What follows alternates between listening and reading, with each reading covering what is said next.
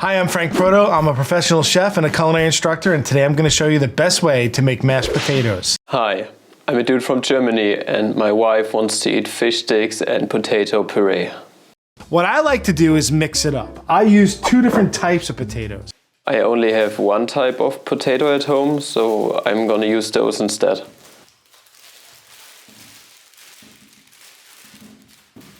Let's talk about peeling potatoes, and one of my biggest chef peeves is how people peel potatoes.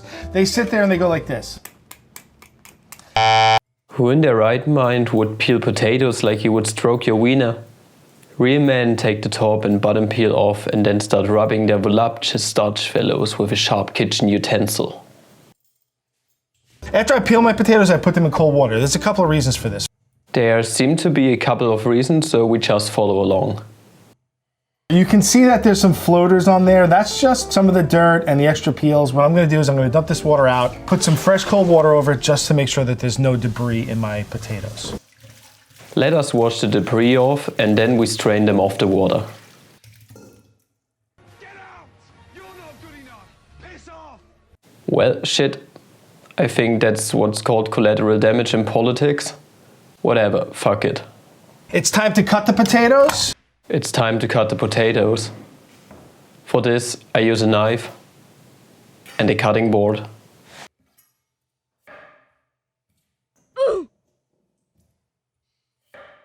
All right, it's time to cook our potatoes. Alright, it's time to cook our potatoes. We're starting out with cold water so that our potatoes cook more evenly. We're gonna start on high heat, and then we're gonna lower it to a simmer. We are going to start on high heat and then we are going to lower it to a simmer. I'm also gonna season the water. Joke's on you, Frank. I already seasoned the water. While the starch lumps are dying of heat death, I shove the fish sticks into the oven. Yes, the oven. Not into the pan. Fight me. And what would fish sticks and puree be without a bit of Hollandaise sauce?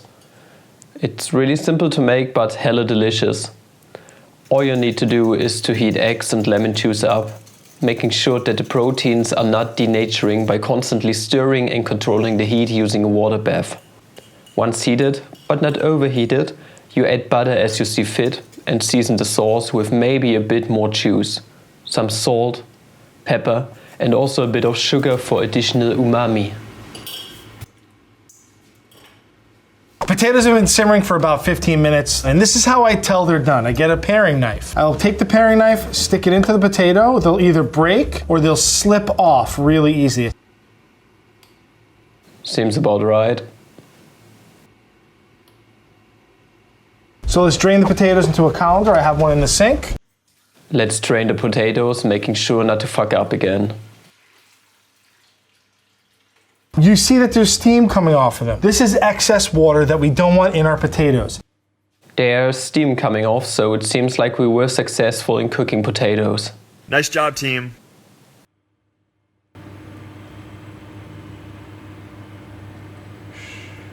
I want to get my butter and my cream going. I want hot butter and hot cream. I don't have that kind of cream at home, so I just use milk. But at least I've got butter.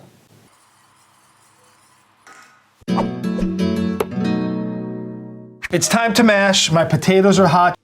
Let's smash my potatoes when they are still hot. My cream and butter are hot, right? You bet my cream is hot, right? I might get a lot of hate for this, but my weapon of choice is the old school granny mashed potato masher. This is mashed potatoes, not potato puree. So mashed potatoes for me have lumps. Who the fuck wants lumps in their food? That's outright disgusting. No thanks, I stick to my trusty potato press that falls apart whenever I move it just a little bit.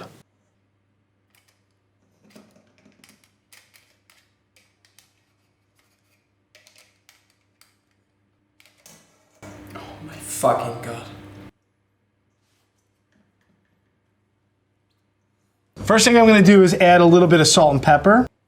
Last thing I do is add a little bit of salt, pepper, and a homemade onion peel spice. Put about half the cream and butter and start to mash. I start to smash until I cream.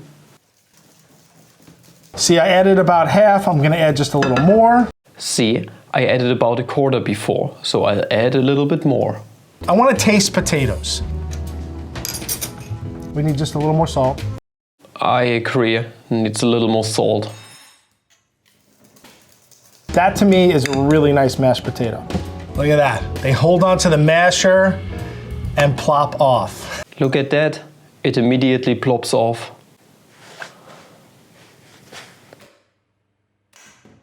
Now let's serve the spitch, making sure I garnish it with the finest of homegrown herbs. If I don't, then Papa Joshua would be mad, and we don't want that, right? Now let's give it a taste and rate it 6 to 9.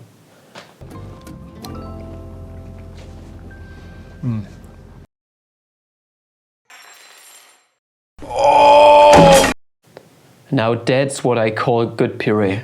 It's earthy from the potatoes, buttery, fluffy and just perfectly salted. A solid 8 from me. And to celebrate my success, I now ruin this perfectly fine potato dish with these disgusting rectangular shaped sea creatures. Hope you enjoyed today's video. Make sure to subscribe if you did. That's about it. See ya.